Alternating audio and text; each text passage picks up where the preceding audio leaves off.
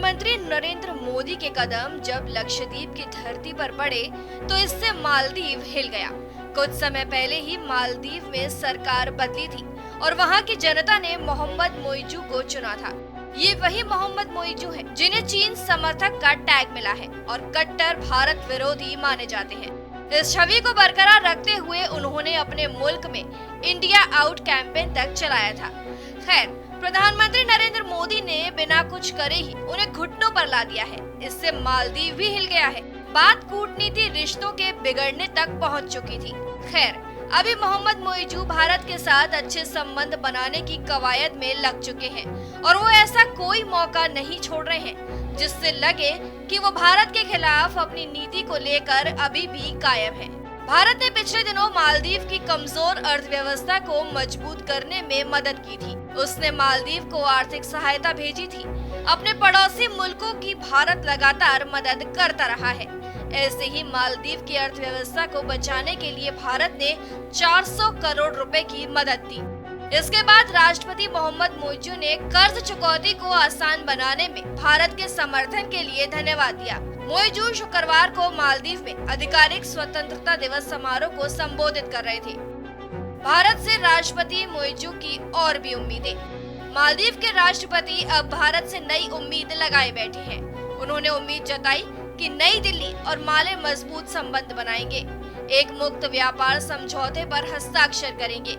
मालदीव के राष्ट्रपति कार्यालय के अनुसार राष्ट्रपति मोइजू ने कहा कि मालदीव सरकार नई दिल्ली के साथ मुद्रा विनिमय समझौतों पर बातचीत कर रही है।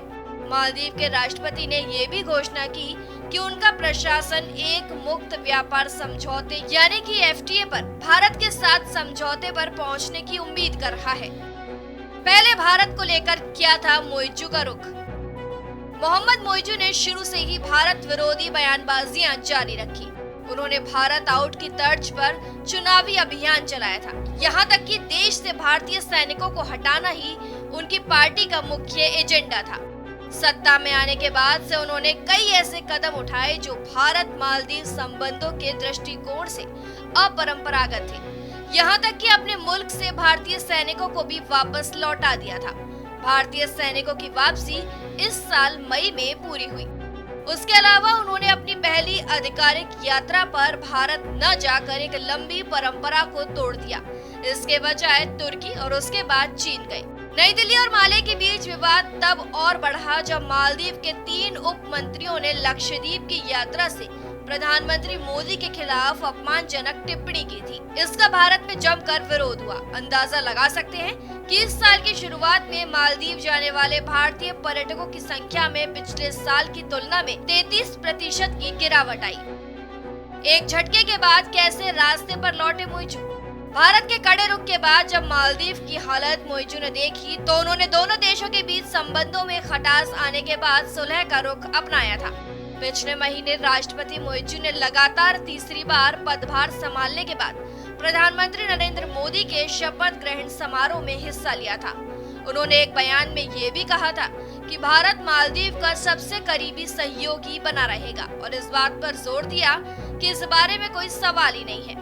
पिछले दिनों ही मालदीव ने भारत की तरफ से गिफ्ट में दिए डोर्नियर विमान और 2 हेलीकॉप्टर का इस्तेमाल भी फिर से शुरू कर दिया है, जिनका संचालन पिछले साल नवंबर में राष्ट्रपति मोइजू के शपथ ग्रहण के तुरंत बाद बंद कर दिया गया था।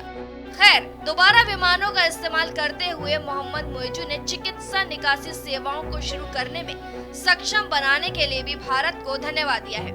फिलहाल के लिए इस जानकारी में इतना ही। तमाम ऐसी वीडियोस के लिए सब्सक्राइब करें रिपब्लिक भारत का डिजिटल प्लेटफॉर्म।